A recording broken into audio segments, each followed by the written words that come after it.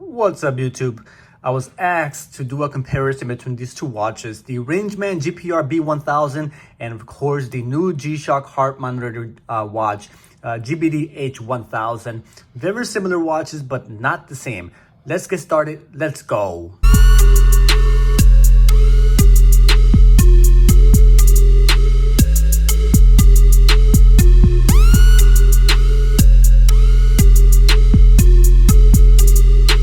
All right, G-Shock community. As you can see here, these two watches are very similar. Now, these are the first two watches in terms of G-Shock that has these big screens, circular screens. The GPR-B on the left is a navigation system. The GBD-H1000 on the right is a heart monitor system that also has navigation. But there's quite the difference between these two watches. Although they're aesthetically similar in design, there is a black one that looks very similar to that of the GPR-B to my left, but there's a lot of differences. Let's start off with the price. The retail price for the GPR-B1000 is $800. The GBD-H, on the other hand, is $399. Now, there's a difference in price because of the materials used for both of these watches. For instance, the GPR-B on the left has metal buttons throughout the frame. You can see there. All the buttons are made out of metal, and they're reinforced metal buttons. While compared to the GBD, you'll see we have resin buttons there, which don't necessarily make them less in terms of value or less in terms of quality. It's just a different type of watch. This watch is intended for training, exercising, that kind of movement and comfort. So it's not the rugged design of the left GPR-B, because the one on the left, it's typically used for like navigation, outdoors, camping, hiking, that kind of venture, versus the training watch on the right.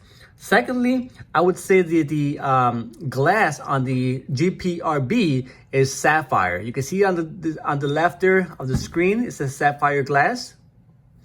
Versus that of the GBD-H, you have a mineral glass. So some say that everyone says that the sapphire glass is a lot better in terms of quality and will withstand a lot more abuse, scratches, and whatnot compared to the mineral glass. Now, some people say that the sapphire glass is more vulnerable to breaking or snapping compared to the mineral glass, but it is willing to withstand more scratch resistance. So that's one big difference between these two watches. The sapphire glass is high-end material versus that of the standard mineral glass on the GBD-H.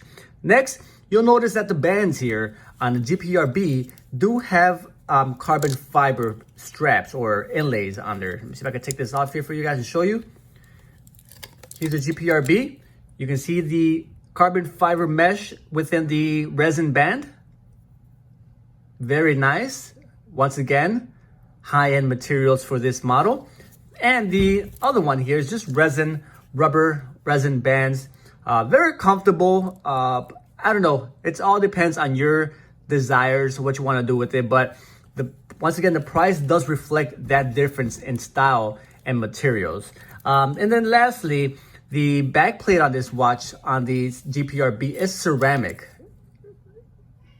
Okay. Sapphire glass, you see there, but it is also ceramic backplate on the GPR-B versus that of the GBD-H. You see that stainless steel. Now, some may knock it. I think stainless steel is just fine. I'm not sure it's any less of a material in terms of quality. It is just as durable, but it does look nice. The ceramic backplate on this is very nice looking. You see it says there's ceramic back, low temp LCD. Now, I haven't read anywhere that the GBD-H is also low temperature, but I don't know, maybe they didn't advertise it, but this one for sure, the GPR-B on the left is in fact low temperature. Now, in terms of dimensions, I was very surprised by the dimensions on paper. The GPR-B, it looks bigger, it fits bigger on my wrist compared to the GBD on the right.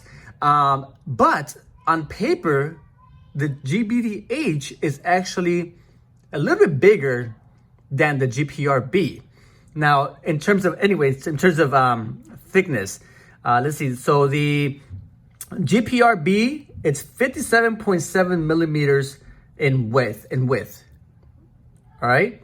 The GBD-H is 55 millimeters. So it's only slightly smaller than the GPR-B, but in height, the GPR-B is 60.3 millimeters in height versus that of the GBD-H, which is 63.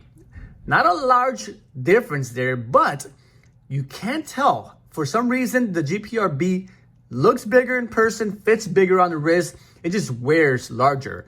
Not sure why they may be. Maybe just deceptive.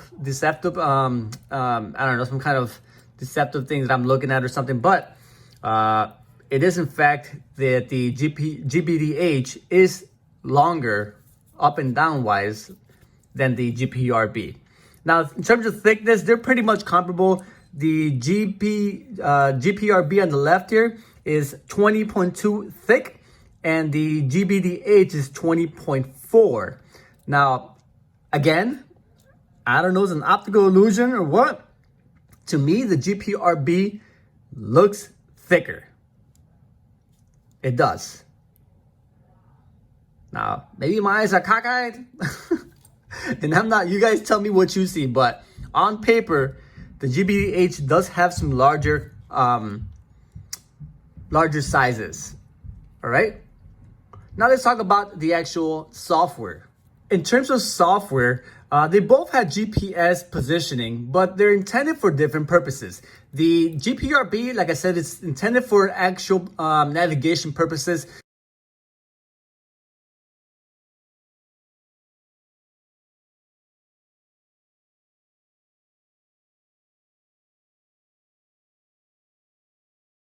While the GBD-H, it's used to pretty much track your location and also map out training exercises, for example, or run if you're going on a jog or whatever the case may be.